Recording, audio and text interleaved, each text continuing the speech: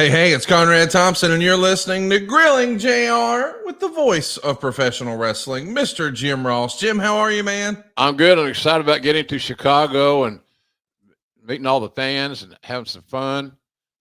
Calling the show, part of the show anyway, the main event I think I'm doing on Saturday night. It's always fun to go to Chicago.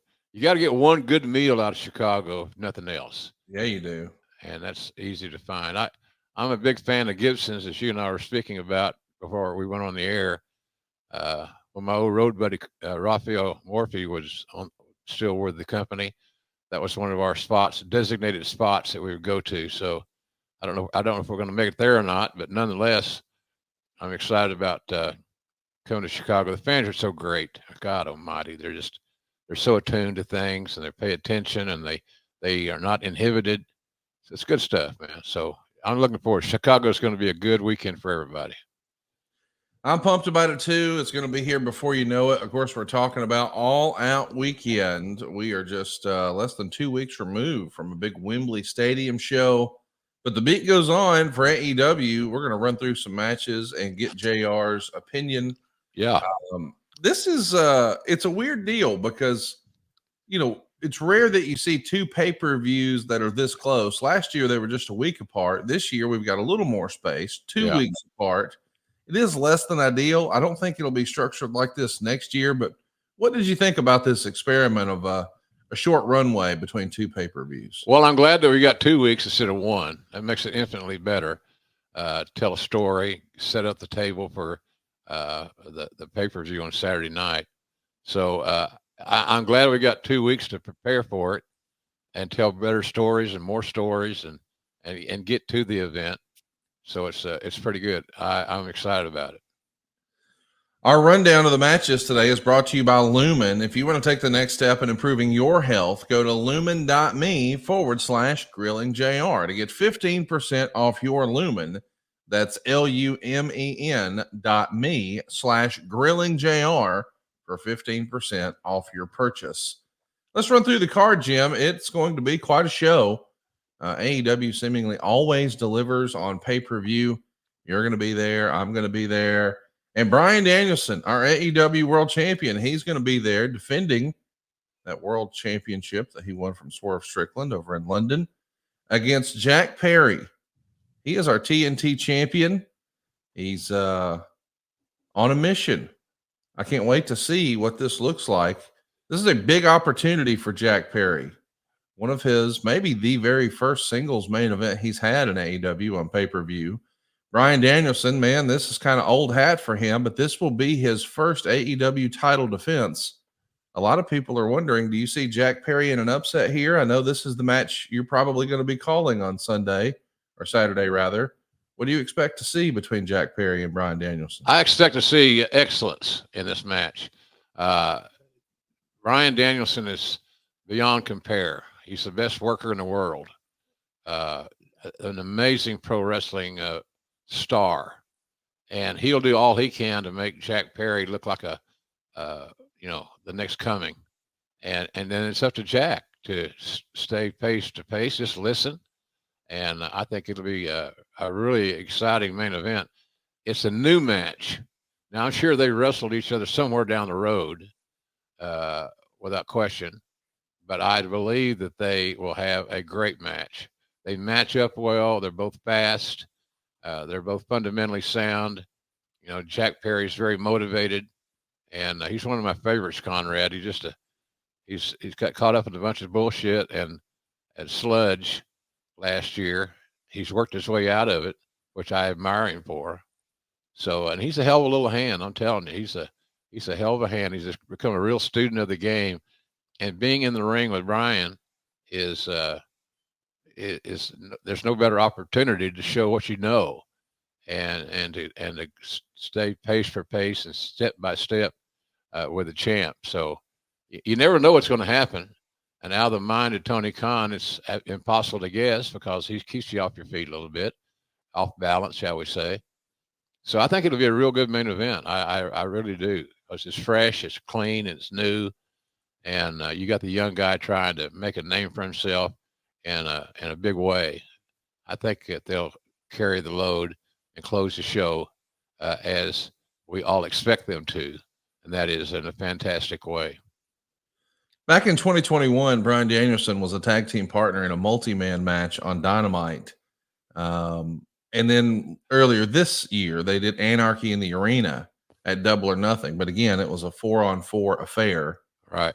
And they were opposing each other. But this will be the first ever singles match with Jack Perry and Bryan Danielson. And most people listening to this regard Bryan Danielson to be not only one of the best in the game today, but one of the all-time GOATs as far as bell to bell. And this is a real test for Jack Perry. I, for one, am looking forward to seeing him try to meet that expectation and maybe exceed expectations. Yeah, me too. I think a great opportunity.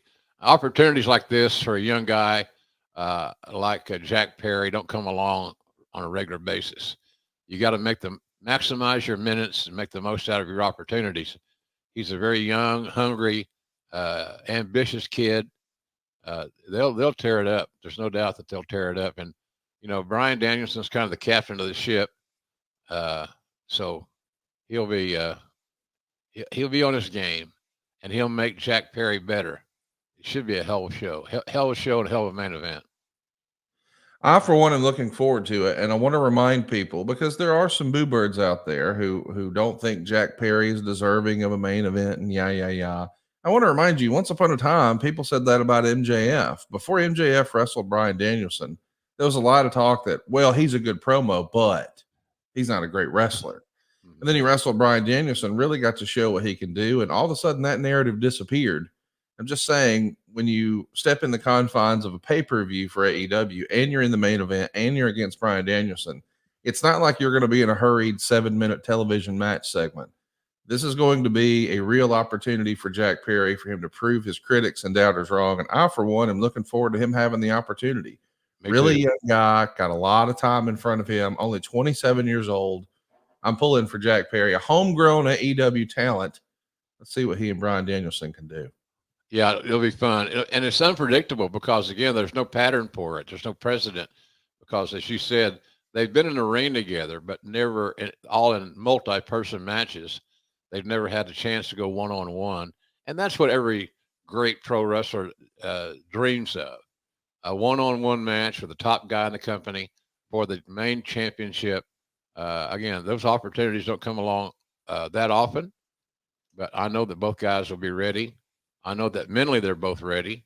As far as I know, they're both healthy, with the exception of some of the aches and pains that Bryan carries with him from all his years, 25 years of working. Somebody asked the other day about when we signed him. I signed him 25 years ago, sending down to Shawn Michaels in San Antonio. He was very physical then. He didn't take any shortcuts. He was very intense, and we just seen that grow over the years. And so I think on this pay-per-view, knowing how he likes opportunities and challenges more specifically, this should be really, really good. Let's talk about another match that we're both excited about, I'm sure. Will Ospreay and Pac. Pac was the very first AEW International Champion. Will Ospreay is now the international champion, having defeated MJF at Wembley Stadium.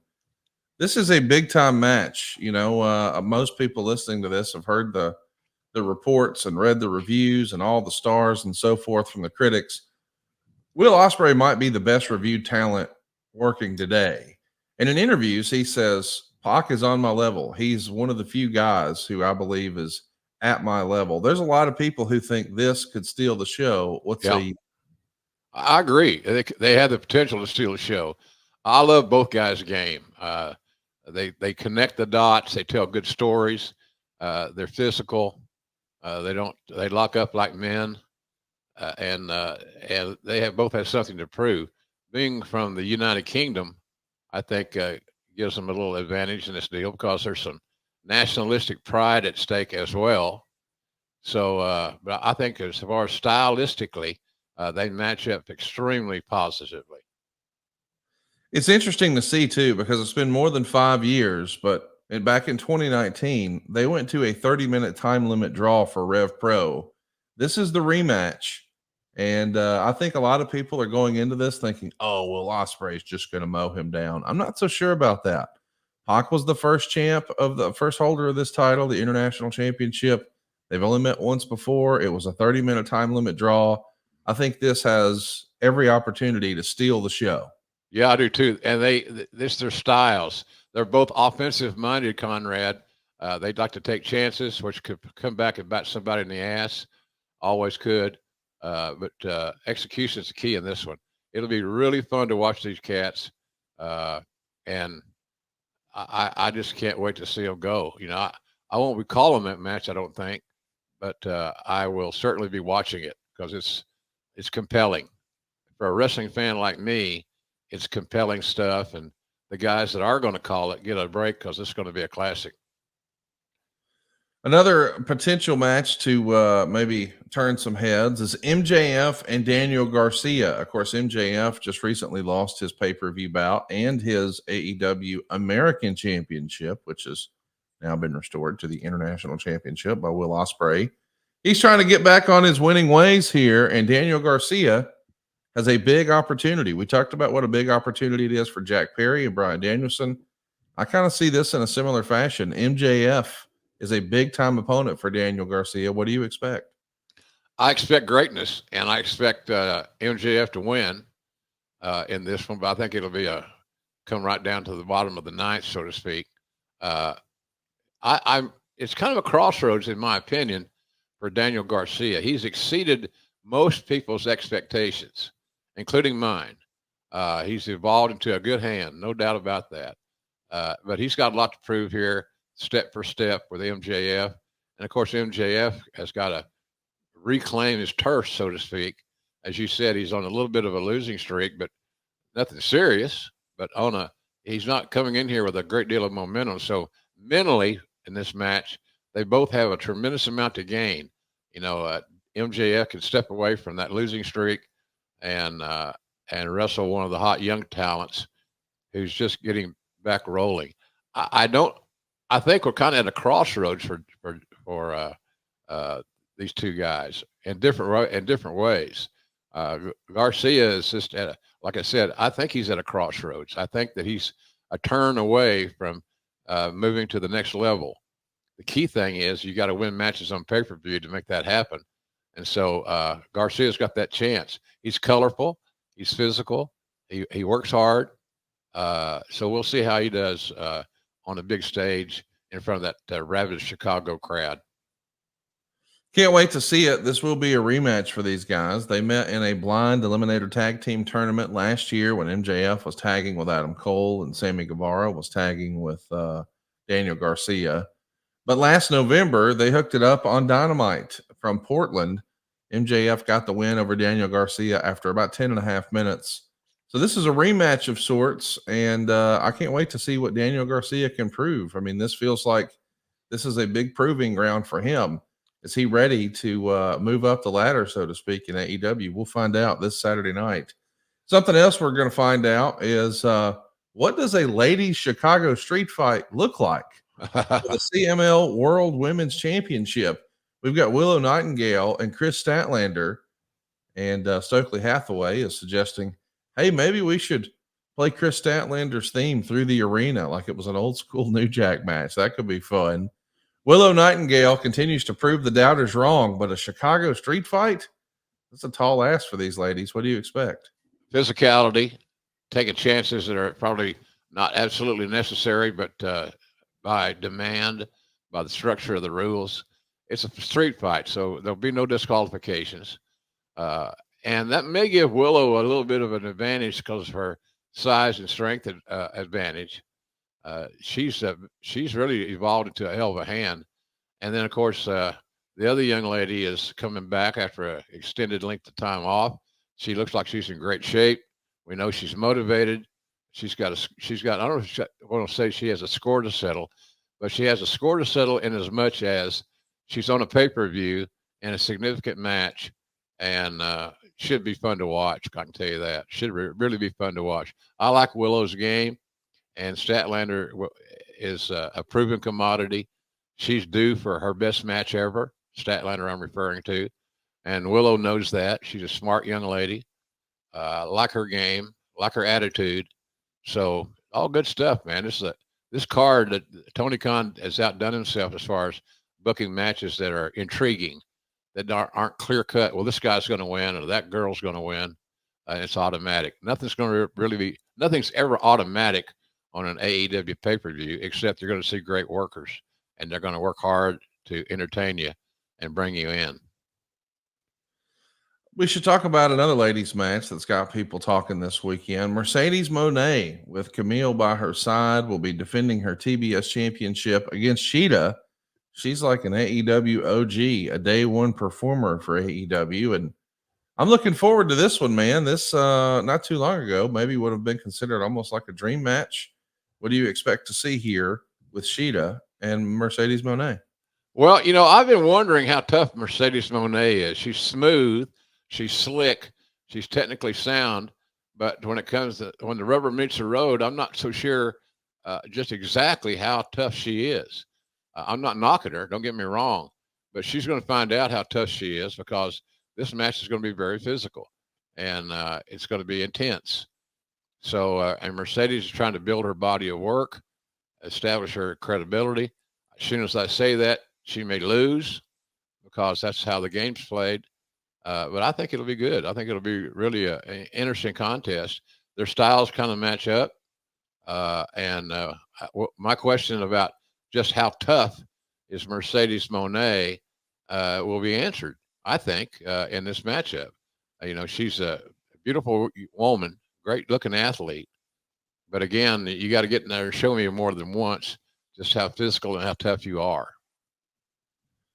We got to mention that this is also a rematch. Mercedes Moné picked up a win over Sheeta back in August. They went about 10 and a half minutes. And believe it or not, Tony Schiavone this week, he's going upset alert. He thinks Sheeta is going to be the new TBS champion. That wouldn't be a surprise. I mean, goodness gracious, she's one of the more decorated ladies, in the game. Now, I know she hasn't necessarily held the TBS title, but she has held that AEW Women's Championship. I'm looking forward to that one. I think that's going to be one that people are talking about on the other side. I do want to get your opinion. I don't know if you saw it, but Camille, who is the heavy, the second, if you will, for Mercedes Moné, her real life husband, Tom Latimer, who used to wrestle as Braun in TNA, now he's Tom Latimer in the NWA. He just won the 10 pounds of gold over the weekend, JR. The NWA ran a big pay-per-view in Philadelphia at the old ECW Arena. I guess that's fitting. They're the home of the 76ers there in Philadelphia, and this was the 76th anniversary of the NWA. And when it was all said and done, Tom Latimer wins the 10 pounds of gold. Have you seen much of Tom Latimer or Bram before? And yeah, I like him. He's a good hand, Conrad. He really is. He looks good. He moves well. He's very athletic, smart kid, and he's got a hot girlfriend without question. Camille is she's special, and the way she takes care of her body and how she trains, it's obvious that she spends a lot of time in the gym preparing her body for opportunities, just like we're going to see on Saturday night. I'm excited to see what's next for Tom Latimer as the NWA champion, and what's next for Camille. Is she going to be involved in that match? You got to assume that eventually we're going to get some story between her and Mercedes Moné. One other match that everybody's going to be talking about, and maybe the one I'm looking forward to the most. You want to talk about violence? It doesn't get any more violent historically than inside the confines of a solid steel cage. Ooh. And that's where we'll be locking up Swerve Strickland and Hangman Adam Page. This is a feud that, boy, this might be one of the bigger blood feuds in AEW history. And it's time for another chapter. Swerve Strickland's coming in with a big chip on his shoulder. I'm sure he feels like Hangman Adam Page helped cost him his AEW World Championship. If there were ever going to be violence on a pay-per-view, I think this is probably a no-brainer. This is going to be an ugly affair. Yeah, it's going to be a bloodbath, I think, between those two dudes. They don't like each other. They're both intense. They're both are trying to stake their claim to their territory, so to speak, within AEW. And again, as I mentioned earlier, you build a reputation by winning big matches on pay-per-view. That's how you develop a body of work. And Swerve is still in the process of doing that. He's far from being out of any title consideration. He's the champion. He deserves his rematch at some point in time. But he's really impressed me in recent weeks. He's a really good talent and one of many young talents that AEW is developing. He's that. We've seen more of Hangman Page over the years than we have Swerve, but Hangman is just a match away from getting right back in the title hunt as well. So maybe the winner of this match moves themselves to a place where it could be more feasible and more, just makes more sense by the winner getting a leg up and being able to challenge for something bigger and better. But you got to win first, and that starts Saturday night.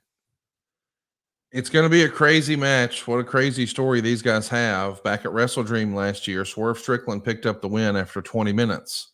They did a rematch the following month at Full Gear, and this was the one everybody was talking about, the Texas Death Match that went nearly a half hour. Swerve Strickland once again gets his hand raised. They did a rematch in February of this year on television for a number one contendership, and it went to a time limit draw. So at AEW Revolution, Samoa Joe defeated both Adam Page and Swerve Strickland. This is a long, storied feud and rivalry. A lot of the critics of AEW say, oh, AEW doesn't have story.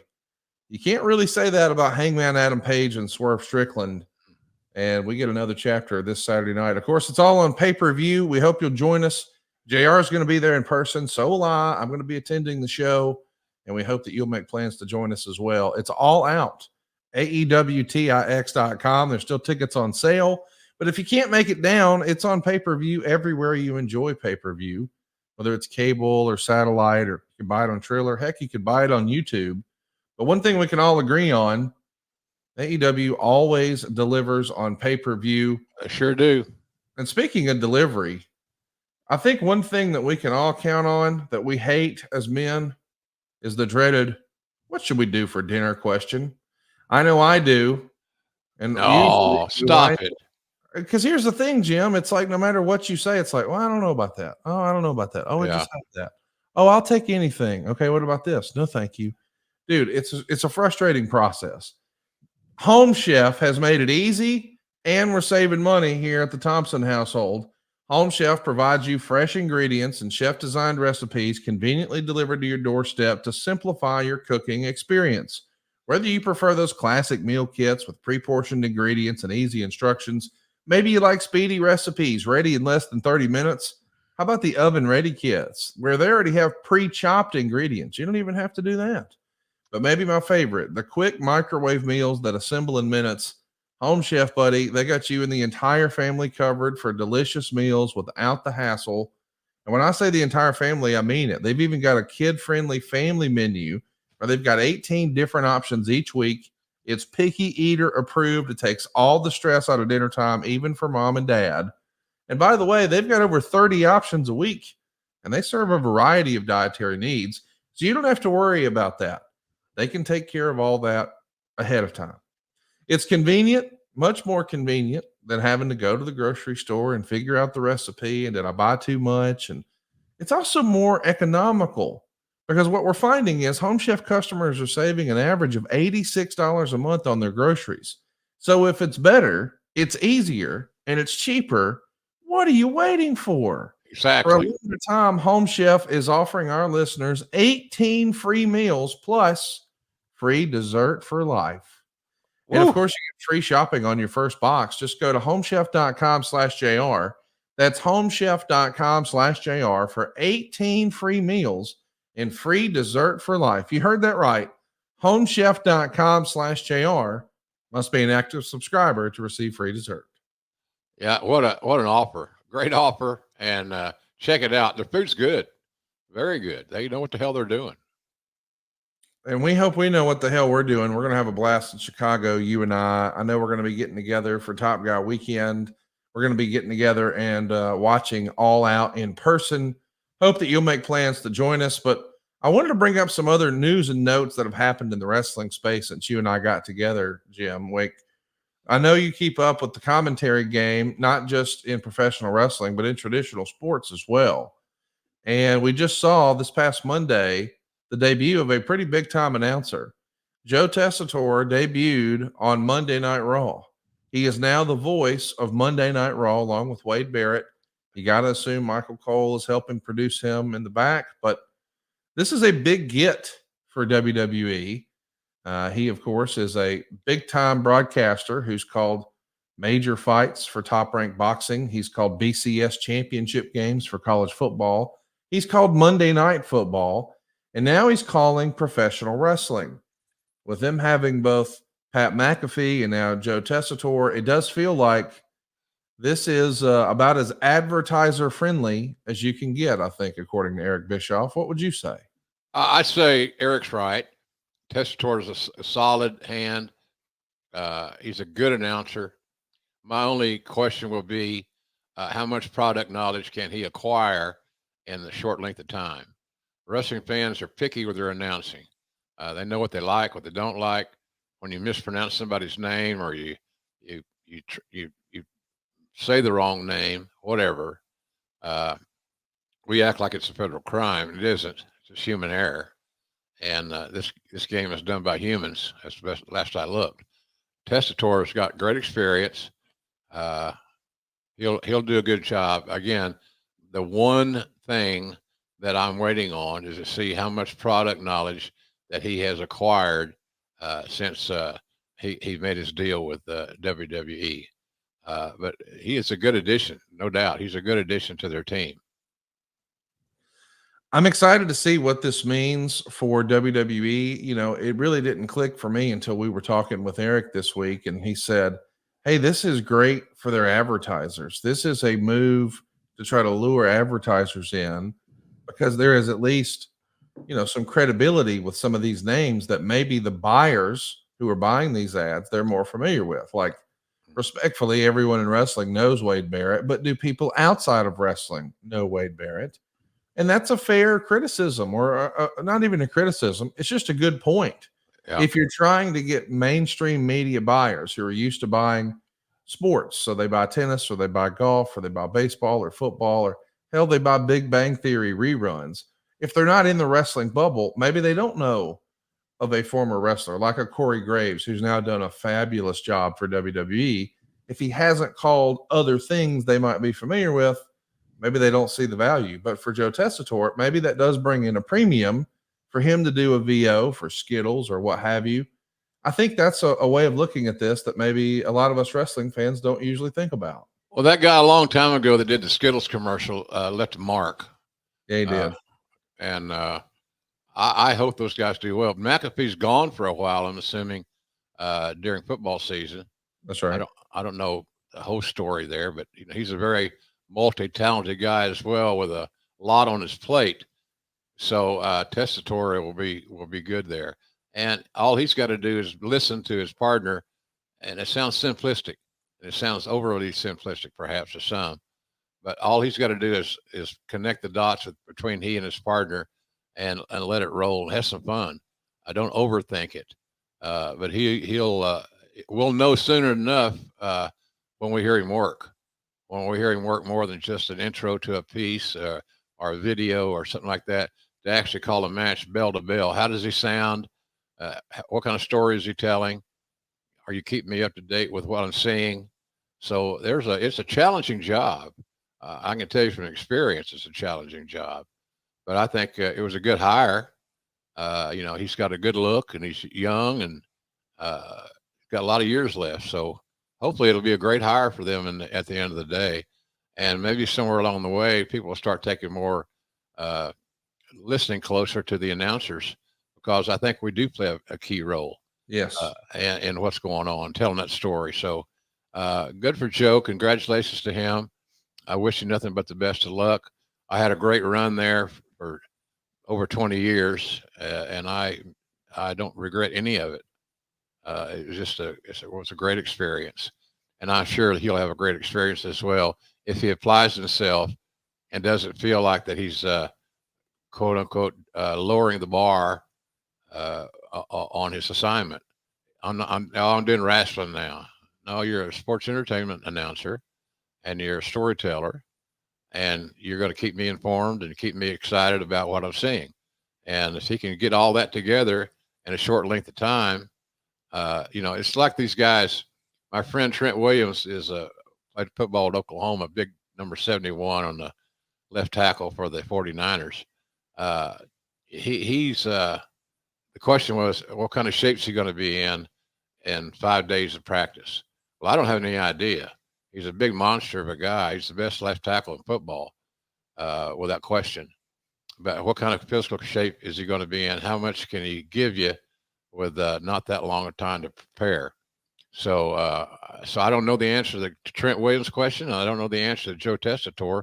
But the one thing's for sure, we're going to find out the answers to both those questions much sooner than later. I wanted to know, because listen, you saw it firsthand. When they tried to slide Michael Cole into your spot, fans really pushed back. They did not want that. They wanted JR back, and Lord bless them for that.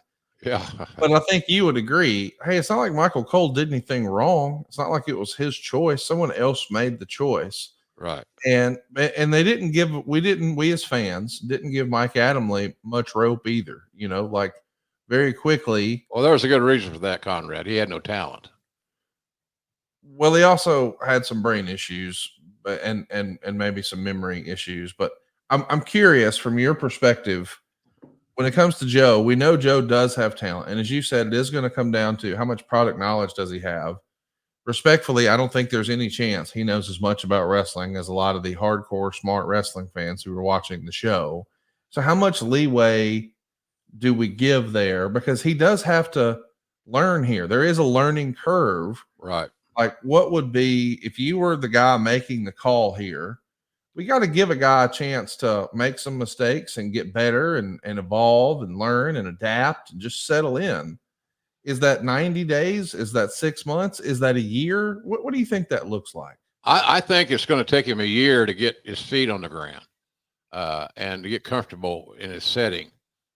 That's what I think. And I might be overstating it. He may be a quick study and it's 6 months or 3 months.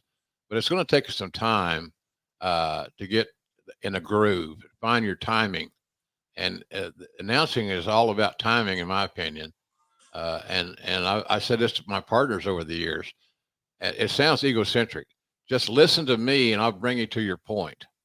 I'll get you to where we want to go, and then you take over from there with your part of your part of the broadcast. So it's hard to say, Connie. I know the standards of announcing a big pay-per-view have risen.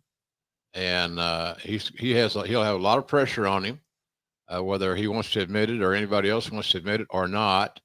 But with Cole, if Cole is in his ear, that will help him immensely, because that's what I did for Cole back in the day, and it seemed like it worked out real well for him. So a talented dude, and Cole will be a great asset to help Tessitore evolve into the announcer that they are looking to have and that they need.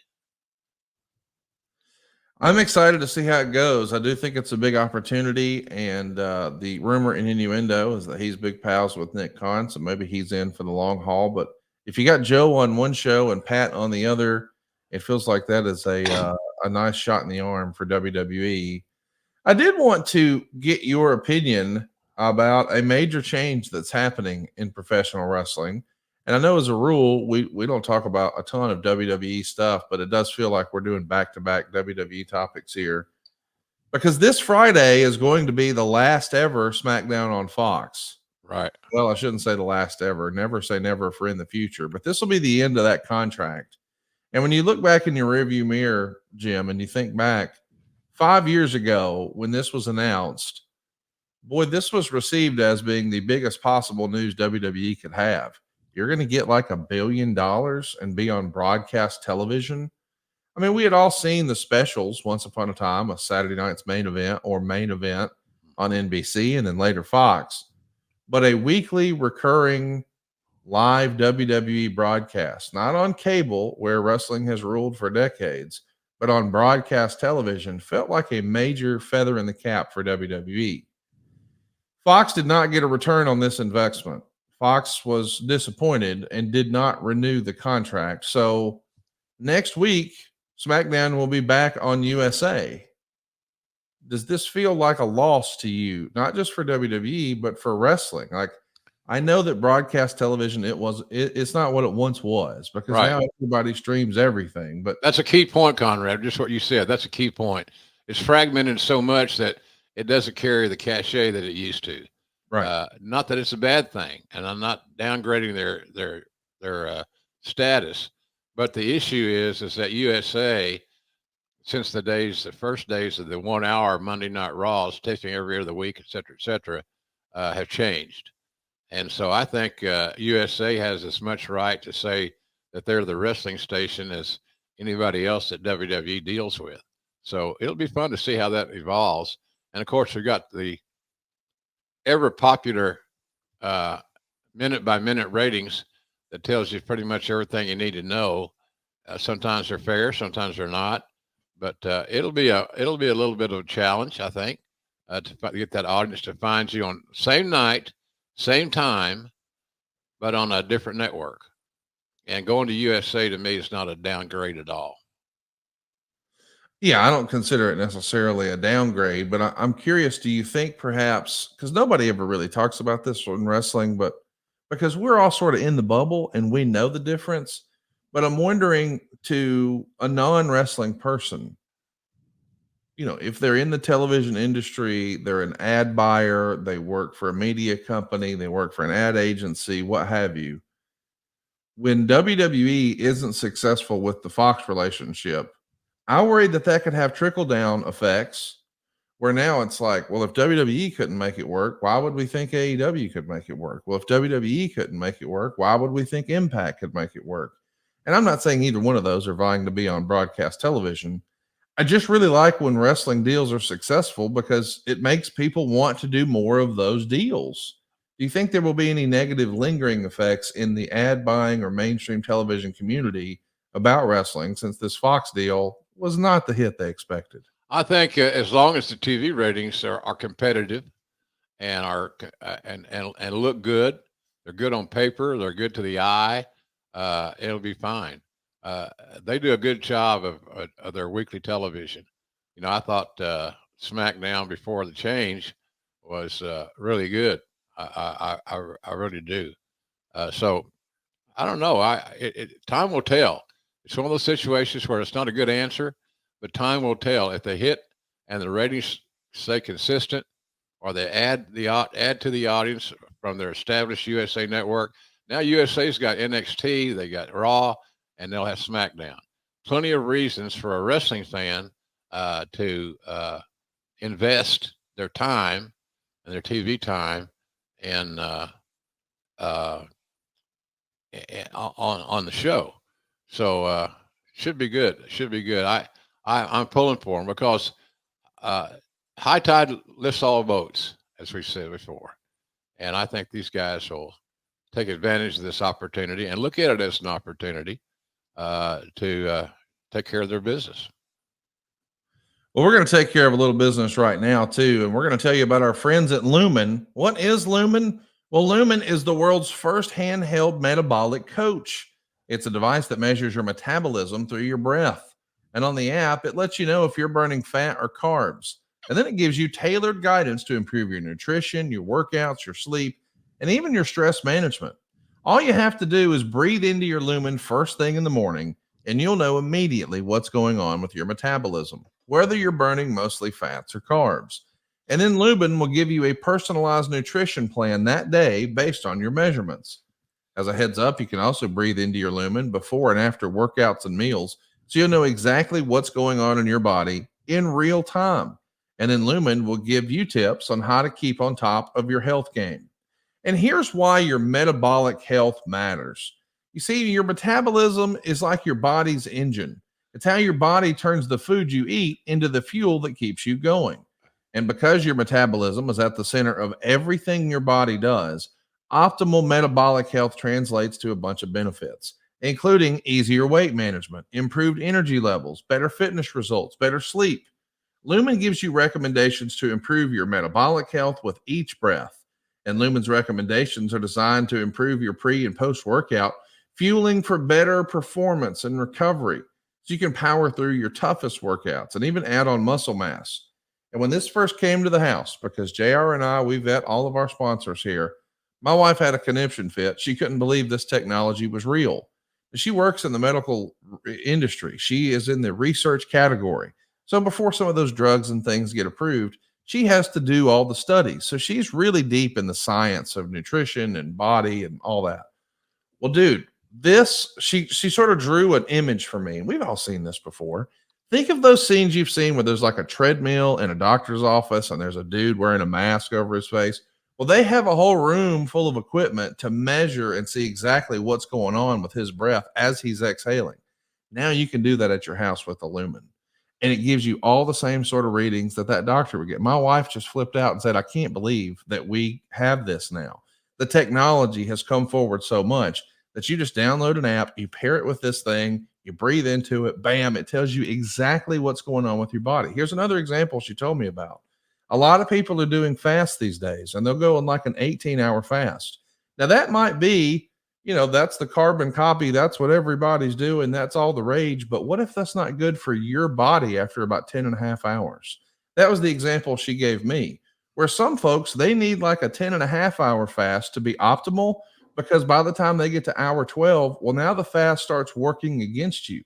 So those last 6 hours sort of undo what you did the first 12. That's crazy to me, but we don't have to do that anymore with Lumen. This is a real cheat code for getting yourself where you want to be with your metabolic health, which affects everything, including your brain. So if you want to take the next step in improving your health, go to lumen.me/grillingjr. You'll get 15% off your Lumen. That's lumen.me/grillingjr for 15% off your purchase. And we thank you, Lumen, for sponsoring today's episode. Absolutely. And it's a great product. It's a sign of the times.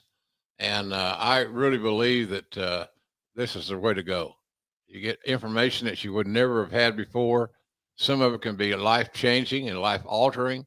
So check it out, folks. It sounds more involved than it is. It's very simple, and it gives you great information. Check it out. It's lumen.me/grillingjr. Hey, let's talk about some other news and notes that are going around in the wrestling space. There was a photo that was leaked last week, Jim, that caught me by surprise. I don't know why I'm surprised by things like this. You've seen it a million times, but someone, I think probably who worked at the building, snapped a photo of what was going on in the ring before they opened the doors for fans. And this to me made me do a double take. I've been fortunate enough to see this sort of thing before, but it was always sort of understood. Hey, now, no pictures. You can't take pictures. But when this was posted online, man, people lost their mind. What do you think of this photo being leaked, Jim? Somebody's a chicken shit, quite frankly. Really, I mean, I got to give me attention. I took this picture, but nobody's going to know. And it's all that. It's just unprofessional and has no place. Whoever did it should be fired. Simple as that. Shouldn't go to HR. Just, hey, look, we're done. You broke a rule that is important to maintain. And so, but that picture is very revealing. It tells multiple stories. And so in that respect, it's unique.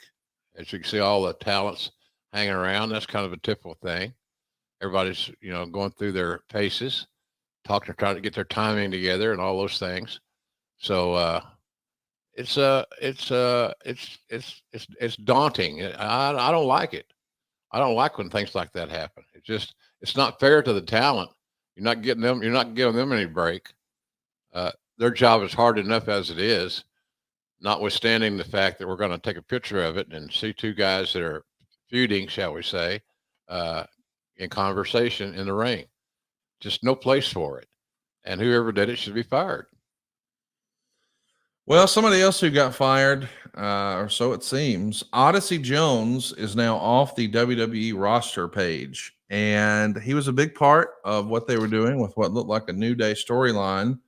As I understand it, he wasn't at Monday Night Raw last week or this week. And, well, people have followed the breadcrumbs and think that perhaps he was facing some domestic violence charges. And it looks like if that's the case, the WWE took swift action and removed him from the roster. We don't know all these details officially, but that's certainly the scuttlebutt and the buzz in the wrestling space. It didn't make sense otherwise for him to just completely disappear. A friend of ours said, "Hey, man," he texted me and said, "What have you heard about Odyssey Jones?" And I said, "Well, if he was injured, they wouldn't have removed him from the roster page. So this is probably domestic violence, because even if he failed the physical, they wouldn't remove him from the roster page." I couldn't come up with anything else. And then those reports came out. That was pretty disappointing. I hate to see when you get a young talent like this, and it looks like they've got, the big break they've been dreaming about their whole life, and it's finally here, and something like this happens. My goodness, talk about shooting yourself in the foot. Yeah, and that kid had talent. Yeah, he was big. He's an athletic big man, and those are hard to find. But he moved around well. He didn't have two left feet. But you have to look in the mirror sometimes. And if he was involved in domestic violence, you got to take that out of your locker room. You don't harbor it. You don't foster it. You don't let it fester. And it's sad, because he's not going to get a better break anywhere in the business than he had with WWE when they were pushing him. So it's unfortunate. I feel bad for him and his family that they're involved, but there's just no place for it.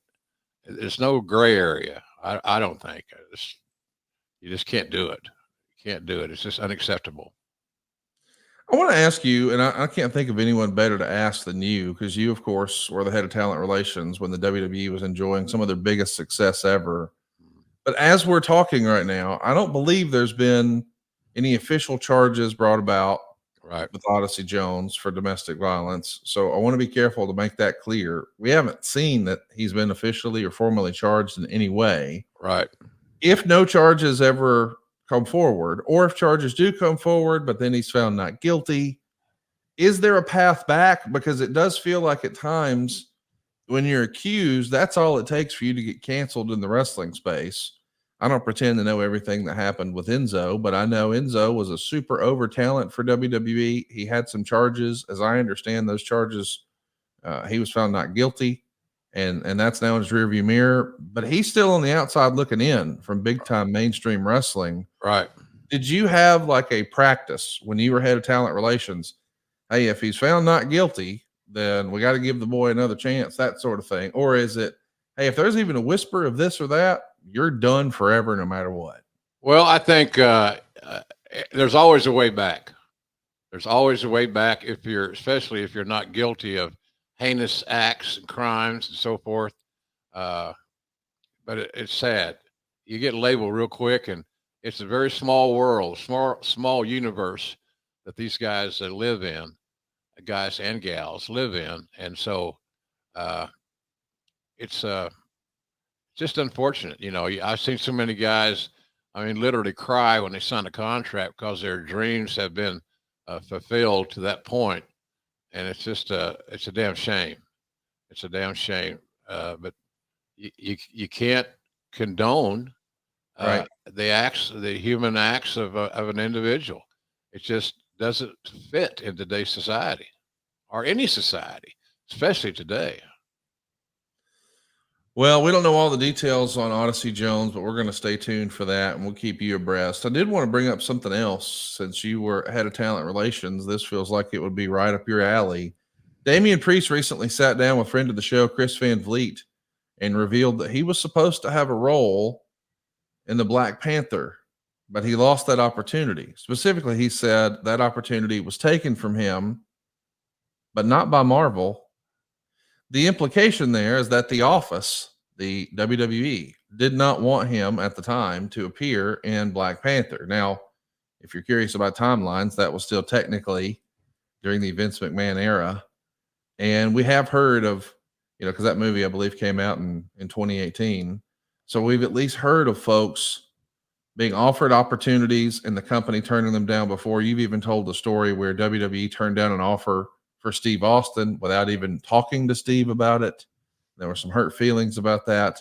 It sounds like maybe that happened here with Damian Priest. Again, we're trying to play our best internet sleuth here, our own internet Sherlock Holmes, and piece that together. But when he says that opportunity was taken from me, but not by Marvel, that's certainly the implication.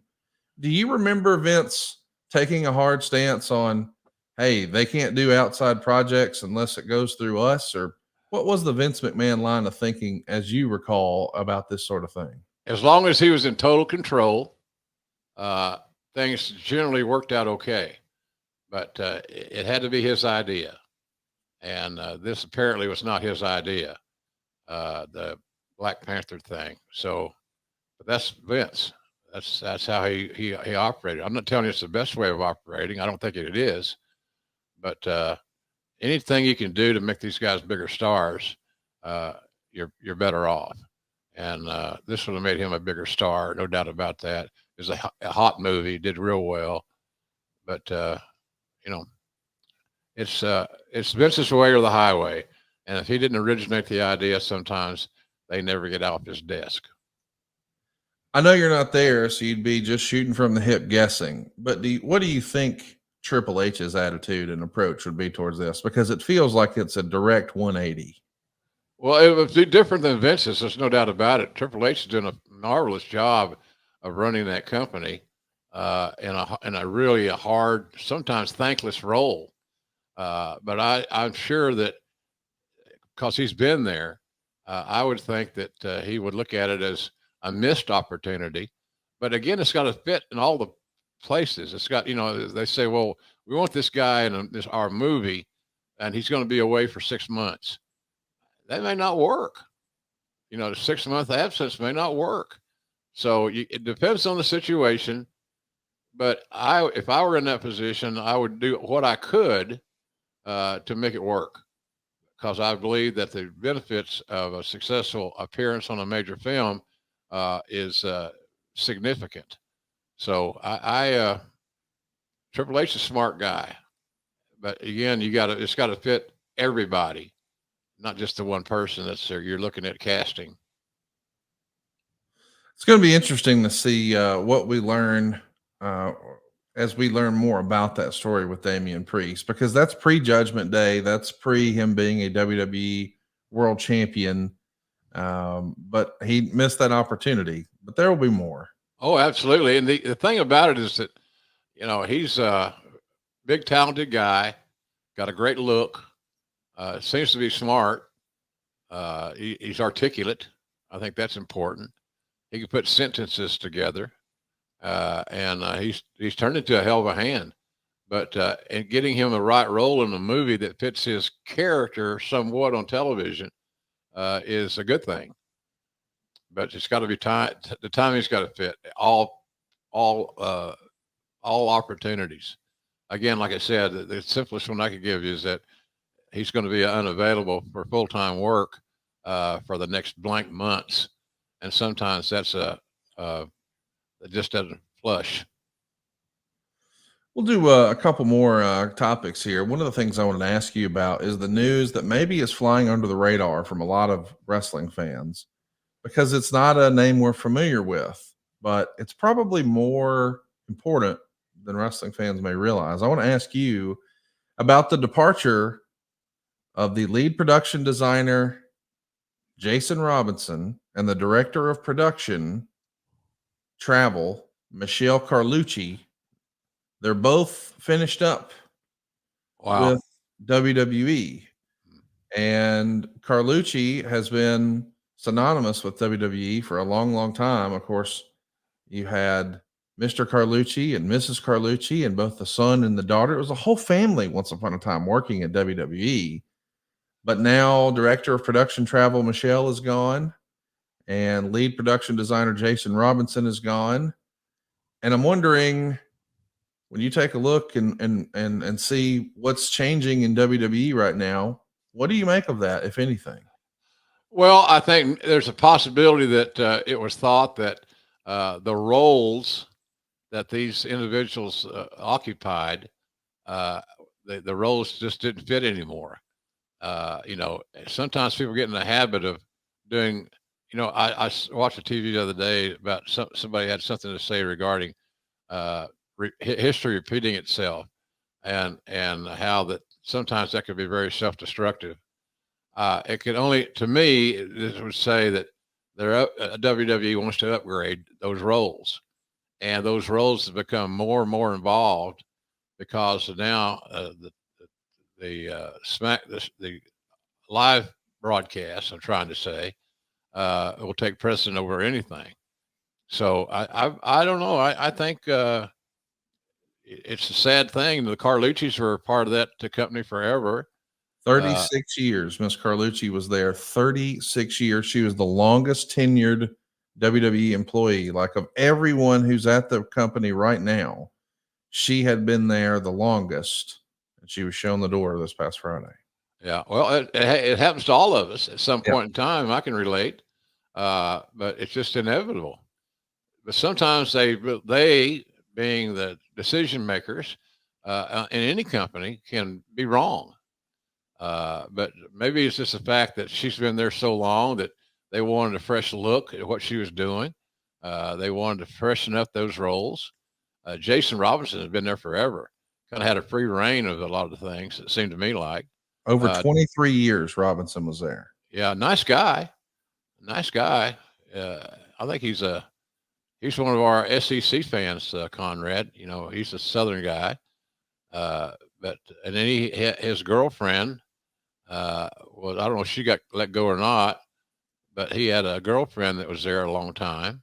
Nice lady. Jason was a nice guy. It's just the fact that sometimes you're in a role so long, and it's time for a change, whether it be for better or for worse. Sometimes change for change's sake helps. Not usually, but it helps sometimes. So I'm sad to hear that she's gone. But she had look in wrestling to have a 36-year run. Are you kidding? That's awesome. That's awesome. And she was good at her job, but it was time for a change. It seems to me like. I can't believe it. It took a lot of people by surprise. I mean, as you said, 36 years. My goodness. She was the director of freelance crew. She did travel and special projects. I mean, she's been in some form of management for quite a while, but director of production travel, Michelle Carlucci, after 36 years, the longest tenured employee, shown the door this past Friday. But they act like the departure of lead production designer Jason Robinson was different. Allegedly, he was cast as, or considered, more of a Kevin Dunn guy. And we all know earlier this year, Kevin Dunn left WWE. It's not presented as if Jason Robinson was fired or cut or his position done away with. He left and gave notice. And there's a lot of other people who've left this year. Sue Aitchison, Scott Rubin, Michael Levin, Kevin Dunn himself. There is, as with all things in wrestling, the grapevine. Tell a friend, telegram, tell a wrestler. When these releases happened, I got multiple texts from people who said, this is Vince just getting his chess pieces on the board, aligning and assembling the new team. What do you make of that speculation that some of these folks behind the scenes that maybe fans aren't familiar with, Kevin Dunn and Vince McMahon, who are no longer a part of WWE, they were familiar with? You think is there smoke to that fire, so to speak? I have a hard time thinking that. I think Vince is so out of the picture. Don't see him coming back anytime soon or ever. So I don't know, man. It's just it's a big company and things change, and sometimes it's felt necessary to make some personnel changes in key areas. That's what they've done here. Again, I feel badly for those that lost their jobs. I know how that feels. It's not good, but it's not the end of the world either. Certainly has. My life has not ended, or my career has not ended after I left WWE. I didn't expect to have another run like I'm having now with AEW, but you can always pick up the pieces as long as you can find them. Find your pieces, put them back together, and proceed. And it's a heartbreaking thing at times, but it's a necessary evil at some point in time. And the Kevin Dunn connection probably had something to do with it. And you know, it was just it's just one of those things. I don't know how to. It's a loose and a lousy explanation. I got the hiccups. Explanation, but damn, it's just not that unusual. Well, what else isn't unusual is listening to Grilling JR, and all of a sudden Conrad and Jim start talking about their erections. Well, we're going to do it again. Thanks to our friends at Blue Chew. JR was telling me before we went live here today that he had a new recruit over recently, and he got so hard even a cat couldn't scratch it. I don't know what that means, but I Googled it, and I think it's a good thing. Blue Chew is a unique service that provides you the same active ingredients as Viagra, Cialis, and Levitra, but at a fraction of the cost and in a chewable form. The process is simple, fellows. You just sign up at bluechew.com. You consult with one of their licensed medical providers. And once you're approved, you'll receive your prescription within days. Blue Chew's tablets are made in the USA, prepared and shipped directly to your door. And the best part, it's all done online. That means no visits to the doctor's office, no awkward conversation, no waiting in line at the pharmacy. Take them anytime, day or night, so you can plan ahead or be ready whenever an opportunity arises. Blue Chew wants you to have better sex, so discover your options at bluechew.com. Blue Chew wants the entire country rock hard. That's what they told me. That's the mission. They will not stop until every man is bricked up like a brick house, until every tent is pitched, until every rod is raised. Discover your options at bluechew.com. And we've got a special deal for our listeners. Try Blue Chew free when you use our promo code JR at checkout. Just pay the $5 shipping. That's bluechew.com. The promo code is JR, and you'll get your first month free. Visit bluechew.com for more details and important safety information. And we thank Blue Chew for sponsoring today's podcast. Best deal you're ever going to get. Free, except for the shipping. And the shipping is nothing. $5. $5. Come on. You can't get a cup of coffee for $5 hardly anymore. So it's a great offer. It's a great opportunity. Try it and see if it doesn't work for you. As it's worked for Conrad and myself and a lot of our friends. Hell, half the damn company and Conrad's company is a Blue Chew aficionado. So that means they're smart people. So are the locker rooms in WWE and AEW. Like, let me just go ahead and say, I get approached all the time. Hey, man, does that stuff really work? Hey, you don't have any on you, do you? No, I don't have any on me, but it's free, man. Go to bluechew.com. Use our promo code JR. Just pay the $5 shipping. You get it for free. Come on. Check it out right now. You'll be glad you did. No better price than free. How do you beat that? Hey, let's talk about something else that's going to be hard to beat. I can't wait. I mean, we are like 3 weeks away from this now as we're talking. The Vince McMahon documentary that we all thought had been shelved years ago is going to premiere with Netflix on September 25th. This is the executive producer who brought us Tiger King, teaming up with Bill Simmons, who created 30 for 30, and so many of us have enjoyed on ESPN. And I just assumed when Vince ran into all of his, we'll call it troubles, a couple of years ago that, well, we would never see this. And then it would look, when it looked like he was pushed out of WWE or left, however you want to frame it, and now WWE was going to Netflix, I said to myself, that'll never air. We were wrong. I thought once upon a time it was going to be a 10-part series. It's going to be a 6-part series, an hour each. And allegedly, JR, they've got over 200 hours of interview footage between talking to Vince, his family, his close friends, people he worked with, and other talking heads in the wrestling space that were interviewed. And they're going to find a way to whittle down over 200 hours to 6 hours, 6 different episodes here. And now Vince is on the outside of WWE. This looks a lot different than I ever imagined it would, I'm sure. What do you expect into this Vince McMahon documentary that debuts later this month? Well, it all depends on how much involvement in a production sense that Vince is going to have on the project. As long as he lets it flow, and look, he's the controversial guy, and this is a hell of a story. I can tell you that Bill Simmons is really talented. His 30 for 30s and all the things that he's accomplished are significant. And who's the guy that's helping produce it that was involved in something you mentioned? Tiger King and Bill Simmons. Is Tiger King that deal about the guy that had the zoo Yep. The in Oklahoma? Oklahoma Lions. Yeah. Yeah, God. Well, that was embarrassing for our state.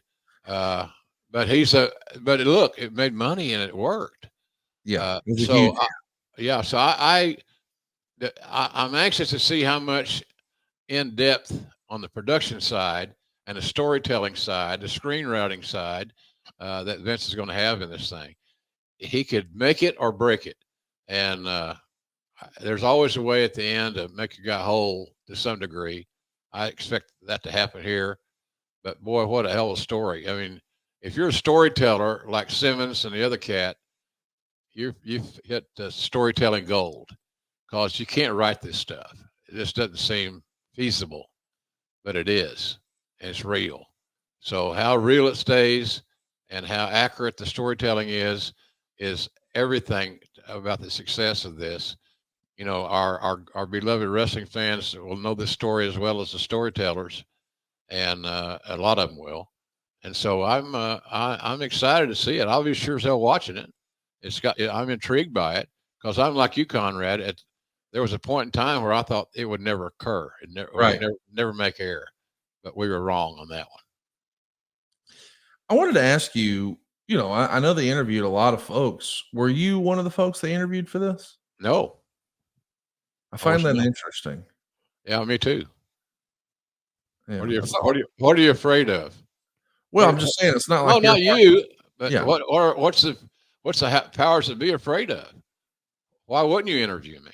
Well, to be clear, I don't think that WWE, as a matter of fact, I know WWE didn't have any editorial control, and neither did Vince, which is why a lot of people think maybe this won't be as fact based as we want. Maybe it won't be, as hard as maybe some of us would like to see. And others would say, yeah, but it's not going to be whitewashed WWE's version of events. So maybe it is more down the middle. We'll see. But I do find it interesting that Bill Simmons' crew didn't want to interview you. I mean, you were in the office during what most fans still consider to be the peak for WWE when it was at its most mainstream, perhaps. And it's not like no one closer to Vince than me at certain times of my tenure. Yes. Right-hand man type material. Yes. Yes. But I never got a call. Maybe they don't know how to. They didn't feel like I was viable enough to follow up. I would have been happy to do an interview if it had been I had been approached, but that didn't occur, and I'm not sure why. Because I know every secret, every corner, the whole 9 yards. So, it's just my feelings aren't hurt because I wasn't involved in it. It might be better that I wasn't, just the sake that it makes it easier to watch because a lot of us hate seeing ourselves on television. So, well, politically, I could see why you wouldn't want to either. But that's the thing. If you weren't even approached, that's interesting to me because it's not like you're hard to find. Like if Bill Simmons wanted Jim Ross, that can be done. It could be. It could be. Yeah. I don't know what Tony Khan would have thought about it. And I certainly would have got his blessing before I proceeded. Sure. Because I'm loyal to who I work for. And Tony's been awfully good to me. This assignment that I have where I'm doing the main events at the AEW pay-per-views is significant. It's a unique schedule. Nobody in my line of work has ever had anything like this offered to them. And I've taken advantage of it. I'd like to think, Conrad, I hope that my work on TV is holding up well and working out good. So I don't want to jeopardize that. I wouldn't jeopardize that for anything. Don't need it. Don't need the money.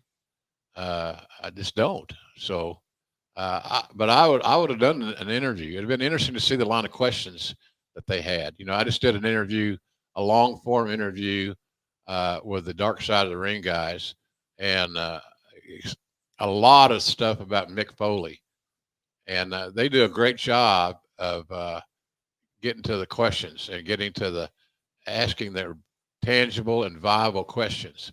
And I really enjoyed that. It's a 2 or 3 hour ordeal. I say ordeal like there's a punishment. It wasn't. I enjoy working with the guys at Dark Side. They're good dudes.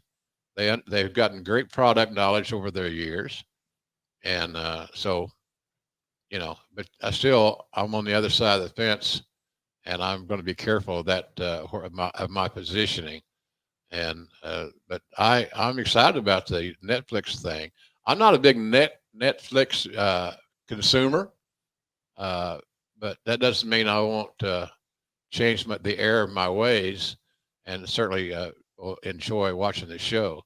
If if you get a copy of something in advance, I'd appreciate seeing it just out of curiosity. I will certainly let you know what comes my way. I wanted to see if you had a chance to catch any of Bash at Berlin over the weekend because WWE had a monster show. It was either a complete sellout or darn close to it. It was an all-time gate record for arena business, not just for Germany, but for any WWE show ever in history. So high fives all around. But on the other side of the main event, when Cody Rhodes found himself at the press conference, the post PLE presser, he fielded a question about the person accusing Vince McMahon of all the details we all read together in January. And he wanted to know, the interviewer did, why has the locker room been silent and not said more about that circumstance? And I don't know if you saw that or if you caught Cody's response, but we talk about a no-win situation where Cody finds himself trying to speak on behalf of the locker room. I thought his response was one where when he was finished, I said, this is a guy who could sit in Hunter's seat one day. He handled it fabulously, but it was a pretty unenviable position to say the least. What say you? Questions that don't need to be addressed in that forum come up from time to time. Cody is a sharp kid. He's objective. He's brilliant in the wrestling space, as you call it. Just does a great job, and I love him. He's like when you've known somebody since they were in grade school, and or he'd hop in a truck with his dad and we'd go to lunch, or we'd have a meeting. Dusty's meetings are unique, to say the least. So all good. It's all good. I love Cody. Him leaving AEW was a big loss because he added so much to the locker room as far as guidance and support and leadership. So anyway, it's just questions that people ask to get a reaction. Is it really journalism or is it sensationalism? That question didn't belong in that forum. Why hasn't the rest of the locker room talked about it? Are you shitting me? Right. What are you Are you kidding? Why would you even address that at this point in time? So I wouldn't want anybody else on that roster other than Triple H addressing that matter. And I'm sure Triple H is smart enough to know that ain't somewhere he needs to get near. Yeah, to say the least, it's something that I'm sure a lot of people are ready to have just completely settled and behind the company in the rearview mirror. And I do worry. I know that particular circumstance isn't going to be addressed in the Vince documentary, but I don't think everybody thinks about this, but I couldn't help but think as we fans get excited about this documentary being released. Can you imagine just the stress that Triple H must feel when he saw that news? Because not only is this going to affect him at home, because that is his father-in-law, that is his wife's father that they're going to be talking about and dissecting. Grandpa, man. The grandpa to his children. And now he's going to go to work and have to have similar conversations about that. And immediately after the next PLE, one of the first questions, is going to be about that. And it's like, God, we just like every time Triple H turns around, like there's another fire to put out. I'm sure he's ready for all of this to be behind him. And hopefully, maybe it's October, maybe it's November, maybe it's December, maybe it's January, but hopefully he sees the end at the light at the end of the tunnel. When is this documentary supposed to be released? The 25th. So as you and I are recording, it's 3 weeks from today. Okay, so it's around the corner. It really is. And they got Bad Blood coming up in Atlanta. Then they've got that big Crown Jewel pay-per-view. And I can't believe it. I mean, we're talking about January like the Royal Rumble was just a couple of weeks ago. It was 8 months ago. I mean, Royal Rumble is going to be here again before you know it. And it's Mania season. Man, time flies. But I just can't imagine the stress and pressure that all of the McMahon family must be feeling about this documentary coming out. Yes, we fans are excited to see it, but it's probably not going to be a fun day for Shane or Stephanie or Linda or the real life Paul either. Yeah, you're right. But he's strong, man. Yes. He's strong. He's got great character and integrity. He meaning Triple H, Paul Levesque. There's nobody better in the world to do his job than him. And he's excellent. So, but I'm with you. I'm with you on that deal. Hey, let's talk a little bit about Bash in Berlin. I know you're a wrestling junkie like me. It was a fun day for me because we got college football back, baby. And Alabama just took care of business, as did a lot of the SEC schools. But we also got to see a pay-per-view, or a PLE rather, in the middle of the day. I, for one, really dug it. I thought all the matches were great and told fun stories. But the main event, Gunther and Randy Orton, I know what high regard you hold Randy Orton in. The star of the show was perhaps the crowd. What'd you think of that main event performance by Gunther in Berlin? Pro wrestling's so easy to translate and you can tell that by, you wonder how many people spoke English and followed the storyline word per word, chapter per chapter over time, being in Germany, right? Yep. So it was a great accomplishment. Another pro wrestling so easy to translate. It identifies with people that speak the same language and those that don't. There's a good guy, there's a bad guy, there's a issue that should be explained and understood going into before the bell rings. They're just, they have their territory covers the world. It's a global thing.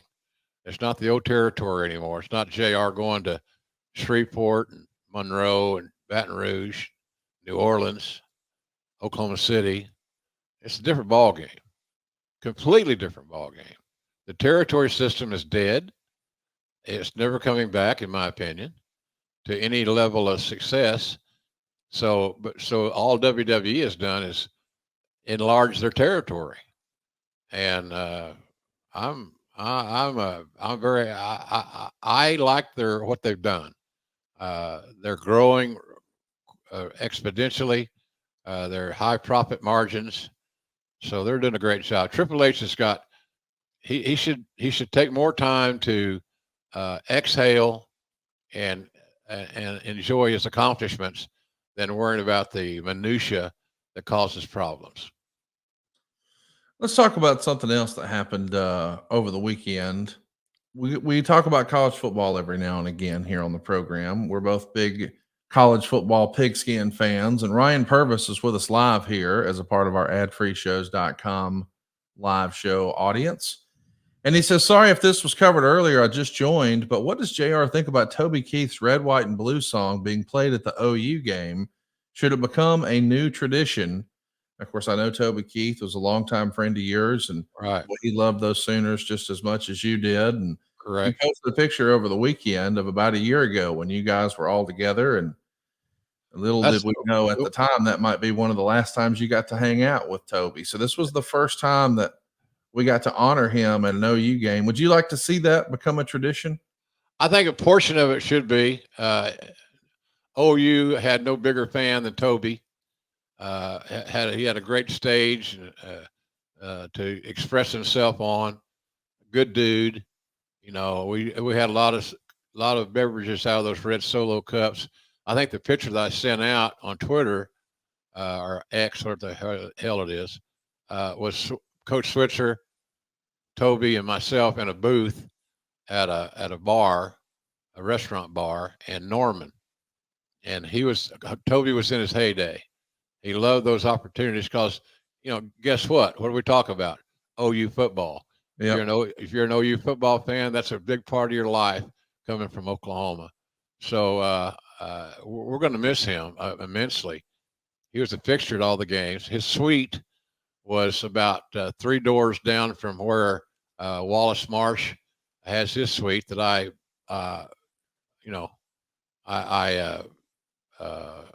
Wallace enjoy. Marsh is sweet. Yeah, it's sweet. So I get distracted because Toby was such an important part of many of our lives. Fun to be around. If you need a plane ride somewhere, there it is. There's one of them. Coach Switzer, and I was thinking it's funny. Switzer's got a name tag. It's hilarious. Like as if Eh everybody in the whole state doesn't know who that is. No shit. And you see, I did well because in my red Solo cup I had fruit and vodka. Well, So yeah. that was a fun night. Wasn't planned. It wasn't expected. I went out to see some buddies of mine. Toby was there, motioned me over. Then we sat there for like 2 hours just talking football and the season and the SEC and all those things. So, but I think we should do something. What that something is to the exactly, I don't know. I heard that they were going to do it for this season. I don't think it'll be every home game thing after this season, but I might be wrong about that. It could, for as far as I'm concerned, it could be. And the fans that were at the stadium seemed to really love it. He was a beloved character, and so I'm glad he's in the show. I'm glad he got booked. How often he'll be booked at the stadium, I don't know, but we love Toby, and he was very unassuming, very, he just was one of the guys. And it's hard when you get that successful, it's hard to see somebody that's not egocentric or a monster ego guy. He wasn't. He'd rather just sit down and talk to you about football as any of his goal records or anything like that. He just was a really good man. And I watched his special the other night. I think it was on NBC. His kids are there, and his son, daughter, grandkids, and a lot of his buddies put on this concert, and it was great, emotional, or to say the least. So I loved Toby. He was just a good dude, and I remember so many games we stood beside each other on the sideline at OU, and I cherish those moments. I cherish our friendship, and you just never know, folks, when some of your closest allies and friends are no longer going to be in place. We should talk a little bit about college football, Jim. You and I both love it, and we've got week 1 under our belt. Yeah. Were there any surprises that you saw? Were you surprised that Texas A&M didn't beat Notre Dame? Was there anything that stuck out to you that LSU lost? Maybe that's no surprise with Brian Kelly at the helm. Well, I think the LSU losing was not a shocker to me. I thought that I was surprised that USC's defense played as well as they did. So if I'm getting my teams correct. But I was surprised at how A&M was handled at home. And at home is a key term because it's hard to beat A&M in College Station with all the crowd noise and all the hubbub and the roar. But no, I think we're good. Oklahoma had a easy game, and they play Houston this week. Another easy game. They're favored by 40, which means they're favored by 40. But we're only 2 weeks away from the Texas game, so that's where the old rubber meets the road. Because I don't think Oklahoma can beat Texas, based on what I've seen. Texas is more experienced. They're bigger. They're stronger. But that doesn't mean Oklahoma's going to lose. I've been to too many of those games in person on the sideline, sweating it out and literally sweating it out. So it's starting off kind of like I thought it might. But again, when we get to play Texas, that's where we'll find out exactly what our men are made of. We got to talk about this weekend's big game. Of course, the entire college football universe is going to be taking a look at Texas and Michigan. They're playing this Saturday at 11 a.m. Texas comes in at number 3. Michigan is number 10. What do you expect to happen Saturday morning between Texas and Michigan this week, Jim? I expect Texas to win. Me too. A lot of depth, a lot of size, speed. I mean, they're loaded, and they've been building for this for quite some time. They're one of the best teams in America. So I'm curious, but I think Texas beats Michigan at Michigan, which is no small feat. We're taking a look right now, and it looks like, depending on where you look, looks like Texas is a 7.5 point favorite right now. That's a lot of points, especially for a top 10 matchup. But we'll all be watching just as we were this past weekend, where somehow, some way, Florida State managed to lose 2 in a row, Jim. They're done. They lost in Ireland to Georgia Tech, and some internet supporter, a super fan of FSU, threw down the gauntlet about the Boston College game. And, well, Florida State lost to Boston College as well. It's a monumental collapse. In Tallahassee, by the way. Yeah, in Tallahassee, by the way, Conrad. It's not their year. And we can say, well, the new system has it. If you win your league, you get in the playoffs. I don't think that Florida State's going to win the league. They're ACC. I might be wrong, but if that's their only hope of getting into the playoffs, it's as Nikita Koloff used to say, slim and none, and Slim just left town.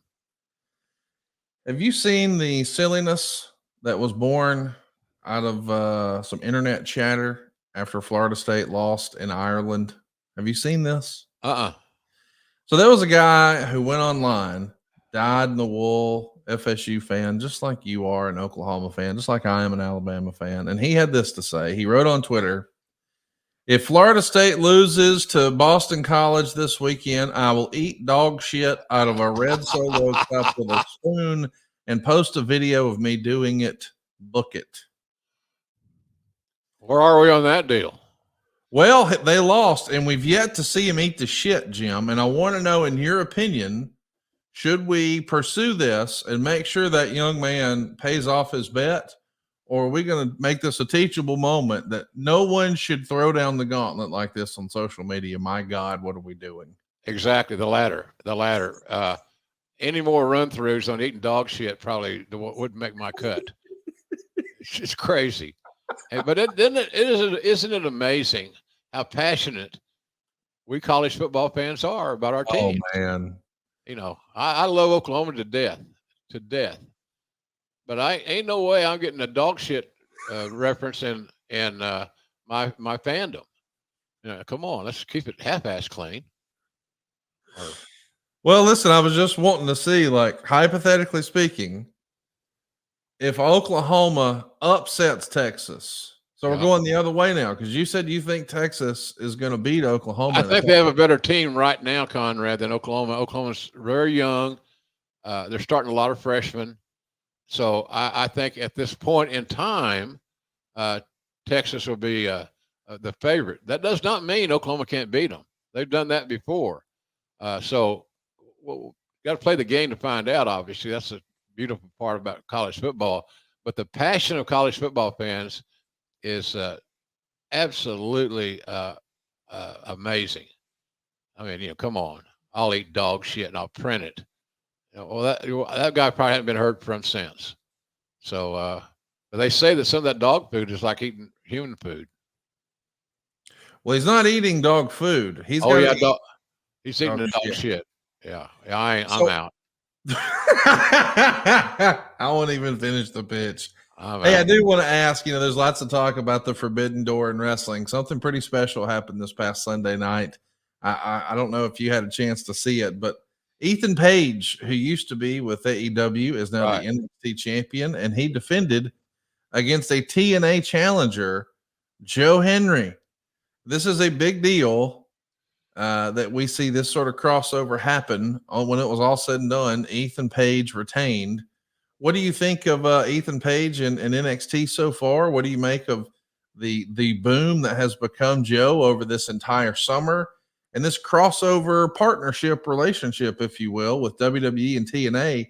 I mean, years ago, when there was a different head of talent relations, when a fella showed up at a TNA taping and just took his kid to Disney or Universal and sat in the crowd, that kid's fired. He's out of here. And now they're working together. Times are changing. What'd you think, Ethan Page and Joe? I like it. Hendry's a really good hand, just waiting for his break, waiting to break through. Ethan Page is one of the more underrated workers in the business anywhere, and a good kid, good young man. I like him. So the amalgamation of the two companies is smart. When promoters can actually communicate and set their egos aside for a few minutes, it's generally better for the overall wrestling business. I think this particular situation you're asking me about was better for the overall wrestling business. I just think it was timely, it feels right, and it's giving guys an opportunity to display their wares in front of a bigger audience than they probably dreamed they were going to before they left their last place of employment. Man, I'm all jazzed up because you and I are both getting ready to head to Chicago. It's going to be a fun weekend for both of us. We got hanging out, watching some old wrestling. We've got a big AEW pay-per-view, and oh yeah, college football. Be still, my beating heart. It's finally here. It's Top Guy weekend, and Jim, we're going to have some fun. We're going to be together for something we call Bowling Shoe Ugly. We're going to watch some of wrestling's wildest and maybe worst wrestling promos of all time. It'll be you and I and our friend Cassio Kid trying to make us laugh and bring some levity to, boy, some Bowling Shoe Ugly content that's come across our television screens in the wrestling world. This ought to be a lot of fun, especially if maybe there's a Moscow Mule or two around. This should be a good day. It could happen. That could happen. But moderation. My drinking has subsided immensely.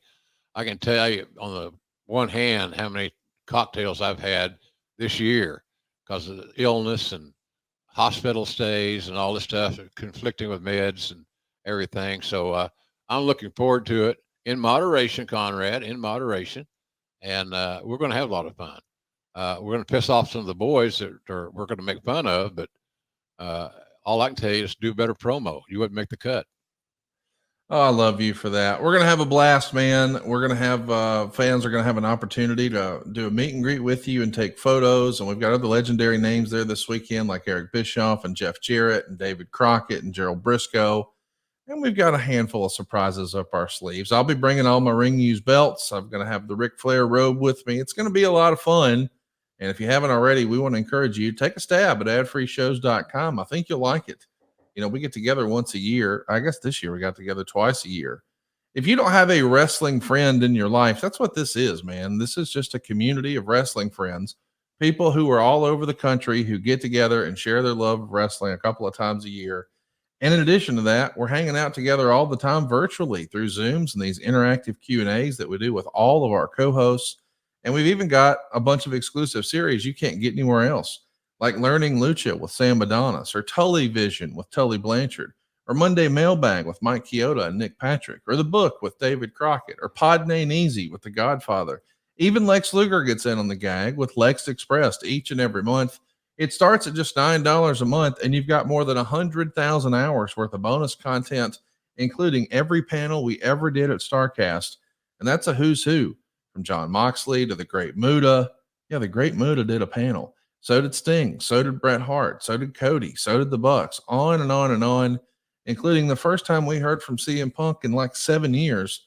It's all available now at adfreeshows.com. And Jim, with football season back in full swing, as you might guess, I had the grill on Friday, again on Saturday, again on Sunday, again on Monday, and I knew what to reach for every single time. It's JR's all-purpose seasoning. I picked mine up from jrsbbq.com, and that's where you can pick up the brand new book Business is About to Pick Up. They've got 2 types of barbecue sauce. They've got ketchup. They've got mustard. They've even got hot sauce. There's something for everybody. including autographed action figures and cards. That's right, trading cards. I mean, honestly, JR would make more money if he just signed them and posted them on eBay, but he's passing it on to you, the true collectors. Jim, JR'sBBQ.com, they got something for everybody, don't they? Yeah, business has been really good. We're very grateful for that. Thank everybody that's supporting us. It's good stuff.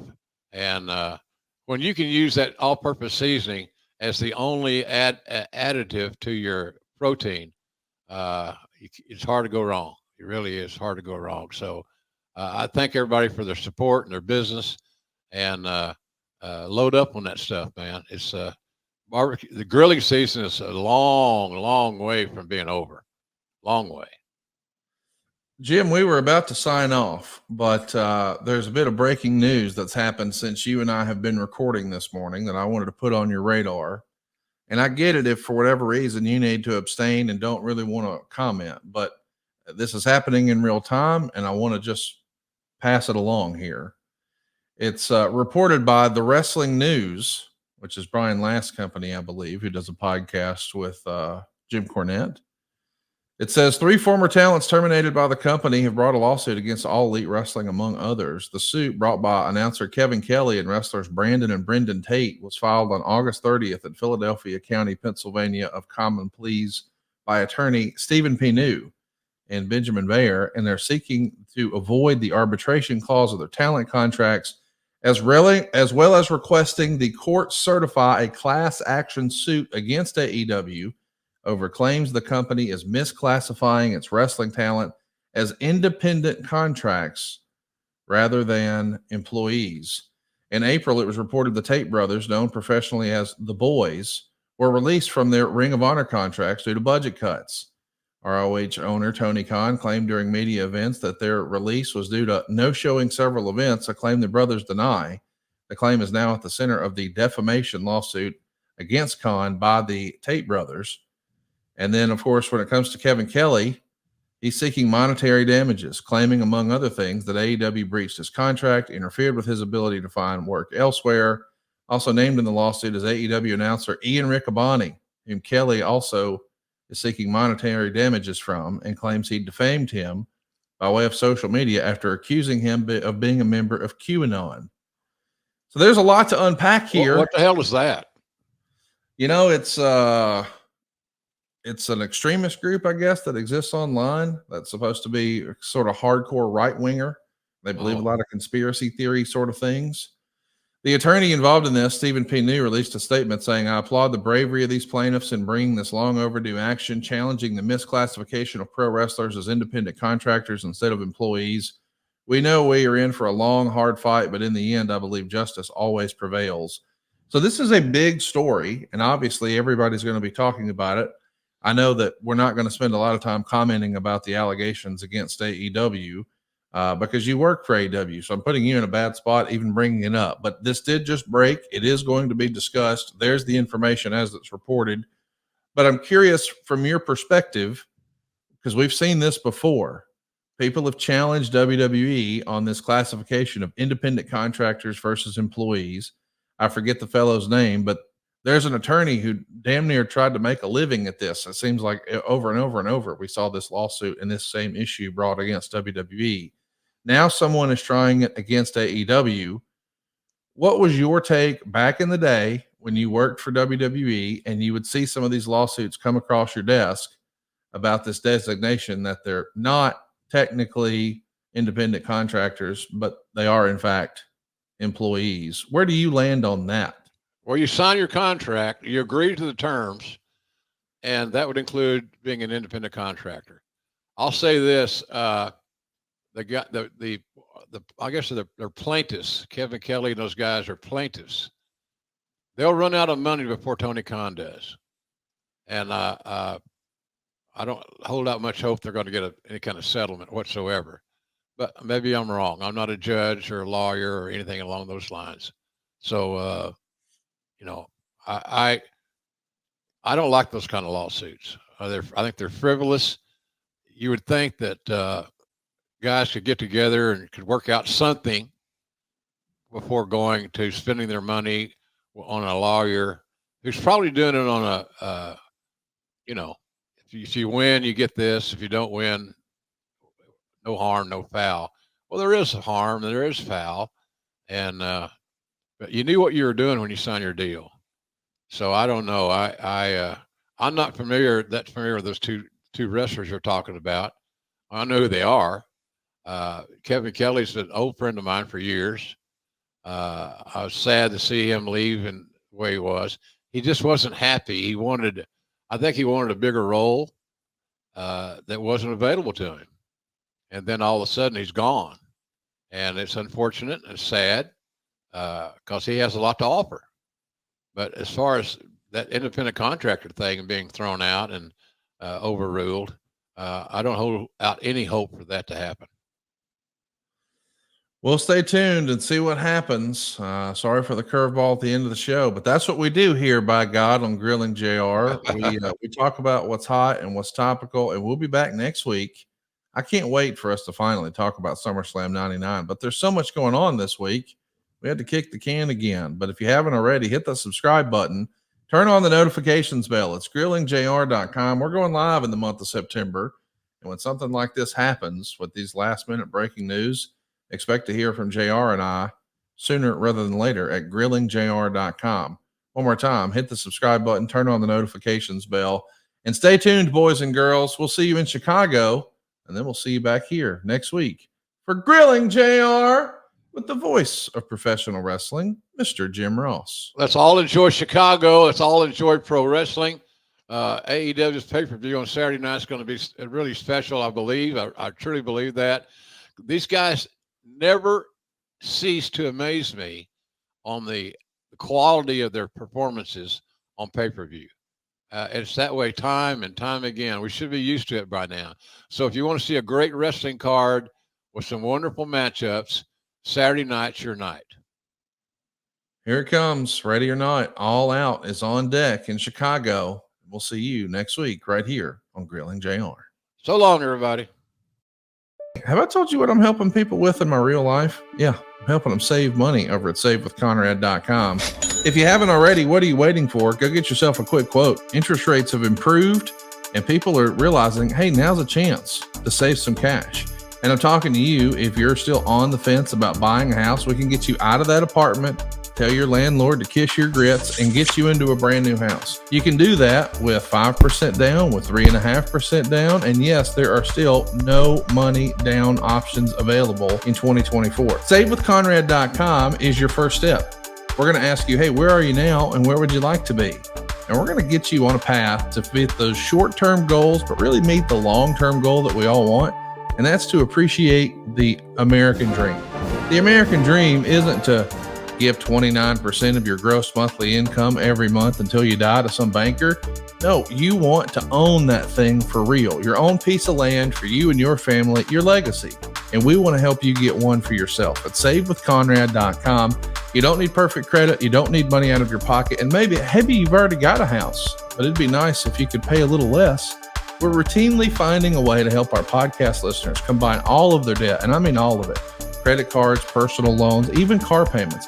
Get it into one low monthly payment. Not only is it a better interest rate, it's also a greater tax deduction, but maybe most importantly, a much cheaper payment. We're routinely helping our podcast listeners save $500, $600, $700, even $800 a month. But how much can you save? Find out right now at savewithconrad.com. You guys, the housing market's really good right now, too, for you folks out there that are thinking of making a change in your overhead or your living conditions.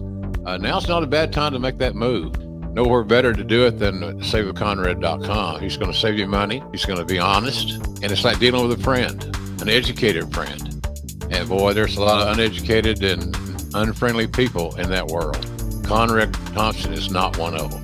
Well, I appreciate you saying that, Jim. Check out our reviews online. You're going to see we've got more than 1,000 5-star reviews. Customer service is what it's all about. We want to be your mortgage advisor for life. So there's no application fee. There's no credit report fee. We just want to talk, man. Hey, tell us where you are and tell us where you want to be, and we'll try to help you get a plan to get there. We want to be your advocate, your humble advocate at savewithconrad.com. Attaboy, Connie. Look at those cheeks, ladies. Look at those cheeks, ladies and gentlemen. My God. How could you say no to that, right? NMLS number 2129, Equal Housing Lender. SaveWithConrad.com.